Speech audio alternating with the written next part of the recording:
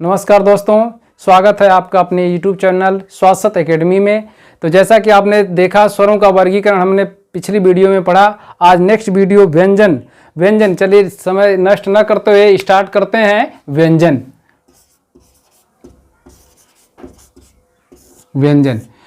किसे कहते हैं?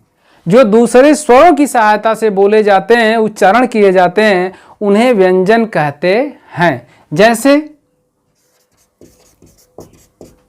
हम उच्चारण कहते हैं क, तो जो क है वो क प्लस अ, अर्थात ये अ इसमें जो स्वर है उससे ये मिलकर बना है, इसलिए इसे हम व्यंजन कहते हैं।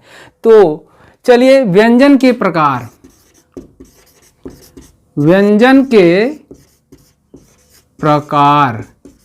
व्यंजन कितने प्रकार के होते हैं? पहला ही टॉपिक आ जाता है कि व्यंजन कितने प्रकार के होते हैं। तो व्यंजन 3 प्रकार के होते हैं। व्यंजन 3 प्रकार के होते हैं। कौन कौन सा? पहला होता है आपका अस्पर्श व्यंजन और दूसरा होता है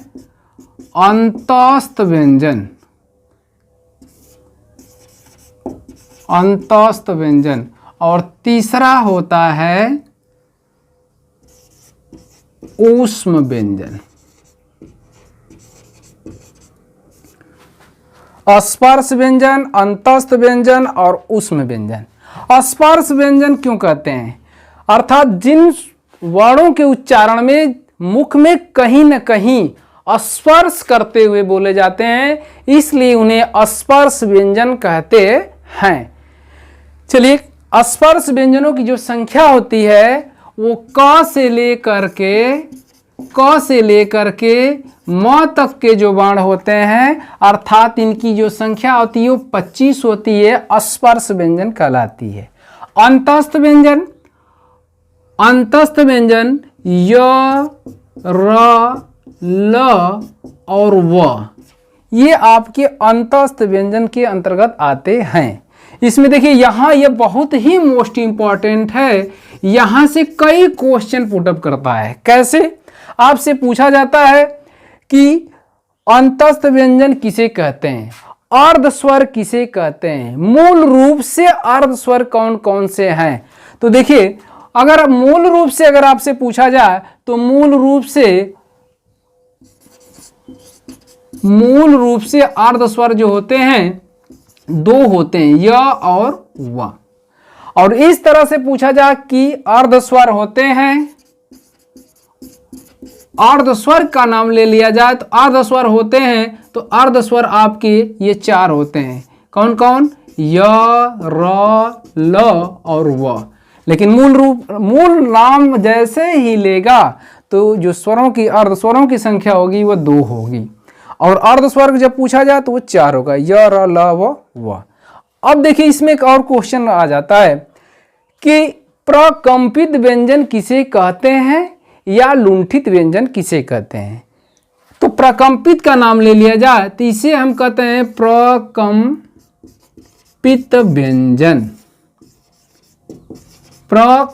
व्यंजन। किसको? र व्यंजन को हम प्रकंपित व्यंजन भी कहते हैं, और इसे आवलिक का लुंठित व्यंजन कहते हैं। या यूपी पुलिस में, कांस्टेबल में, हर जगह लगभग यहां से क्वेश्चन जरूर आता है, लुंठित व्यंजन। प्रकंपित व्यंजन या लुंठित। र बोलने पर, उच्चारण करने पर हमारी जो जिह्वा है लड़खड़ाती है, इसलिए कंपन करती है और लड़खड़ाने होने के कारण इसे लुंठित व्यंजन या प्रकंपित व्यंजन कहते हैं। आपसे एक और क्वेश्चन पूछा जाता है कि पार्श्विक वर्ण कौन सा है। पार्श्विक, तो जी ये ल है, ये हमारा पार्श्विक व्यंजन कहलाता है। पार्श्विक व्यंजन।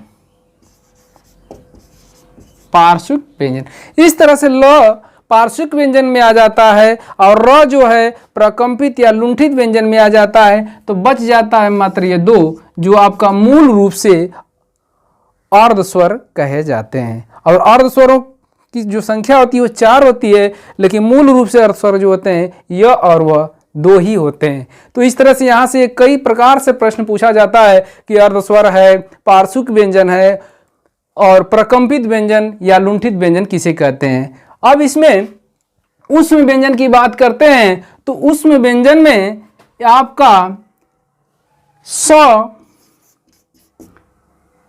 तालव्य स, दंत स, मूर्धन्य स और ह, ये 4 वर्ण जो आपके हैं ऊष्म व्यंजन के अंतर्गत आते हैं। तो ऊष्म व्यंजन के अंतर्गत इसे हम संघर्षी व्यंजन भी के नाम से भी जानते हैं। संघर्षी, प्रश्न आ जाता है कि संघर्षी व्यंजन किसे कहते हैं। तो संघर्षी व्यंजन में भी तालव्य स, दंत स, मूर्धन्य स और ह को हम संघर्षी व्यंजन के नाम से जानते हैं। ये भी बहुत इंपॉर्टेंट है संघर्षी व्यंजन। इसे कहते हैं, अगर आपसे प्रश्न कर दिया जाए कि तालव्य स है तो तालव्य स कौन सा है, तो ये जो स है इसे हम कहते हैं तालव्य स। और ये आपका दंत स है, कौन सा स है, दंत स। और ये जो आपका ये ऑलरेडी आप जानते हैं इसे कहते हैं मूर्धन्य स, और ये तो जानते ही हैं कि ये आपका है। इस तरह से व्यंजनों के प्रकार में ये व्यंजन 3 प्रकार के होते हैं। स्पर्श व्यंजन, क से लेकर म तक वर्ण को स्पर्श व्यंजन, अंतस्थ व्यंजन य र ल व अंतस्थ व्यंजन, और ऊष्म व्यंजन तालव्य स, दंत स, मूर्धन्य स और ह। और इसमें जो आप मूल रूप से अर्धस्वरों की संख्या पूछी जाए तो 2 होती है, और अर्धस्वर पूछी जाए तो 4 कहेंगे। और मूल रूप से अर्धस्वर य और व, और अर्धस्वर संख्या य, र, ल और व होती है। इसे ही हम र को प्रकंपित व्यंजन और व को ल को पार्श्विक व्यंजन और र को ही हम लुंठित व्यंजन कहते हैं। ये यहाँ से क्वेश्चन बार बार पूछा जाता है। अब इसमें थोड़ा सा इसमें हम डिटेल कर लें कि क से लेकर म तक जो वर्ण हैं स्पर्श व्यंजन कैसे हैं। देखा कि व्यंजन की जो प्रकार था स्पर्श व्यंजन, अंतस्थ व्यंजन और ऊष्म व्यंजन। तो स्पर्श व्यंजनों की जो संख्या होती है वो 25 होती है, अर्थात क से लेकर के, क वर्ण से लेकर के म वर्ण तक जो वर्ण होते हैं उनकी संख्या 25 होती है। क वर्ग में कौन कौन से आता है, ये आपका क, ख, ग, घ, च, छ, ज, झ, ञ, और ट वर्ग में ट, ठ, ड, ढ और ये ड़। त वर्ग में त, थ, द, ध और न।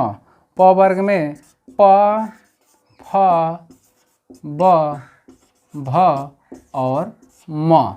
इस तरह से ये क वर्ग अर्थात कंठ वर्ण जो कंठ के सहारे उच्चारण किए जाते हैं वो कंठ वर्ण कहलाते हैं। च वर्ग जो तालव्य या तालु से उच्चारित किए जाते हैं, उच्चारण किए जाते हैं।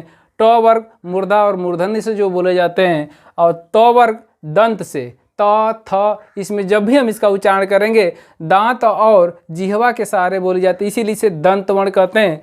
प वर्ग इसे ओष्ठ वर्ण, दोनों ओठों की सहारे से हम बोलते हैं प, फ, ब, भ, म, अर्थात दोनों ओठ जब तक चिपकेंगे नहीं तब तक इनका उच्चारण नहीं हो पाएगा। तो इस तरह से स्पर्श व्यंजनों की जो संख्या होती है 25 होती है। इसे क्रम में रख देते हैं वर्गीय व्यंजन के रूप में 1, 3, 4, 5।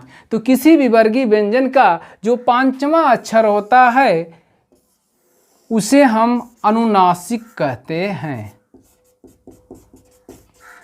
अनुनासिक, किसी भी वर्गीय व्यंजन का 5वां अक्षर अनुनासिक कहलाता है। इस तरह से जो व्यंजन के प्रकार थे स्पर्श, अंतस्थ और ऊष्म व्यंजन। तो बच्चों आज की वीडियो यहीं समाप्त करते हैं और मिलते हैं नेक्स्ट वीडियो में। तब तक के लिए धन्यवाद।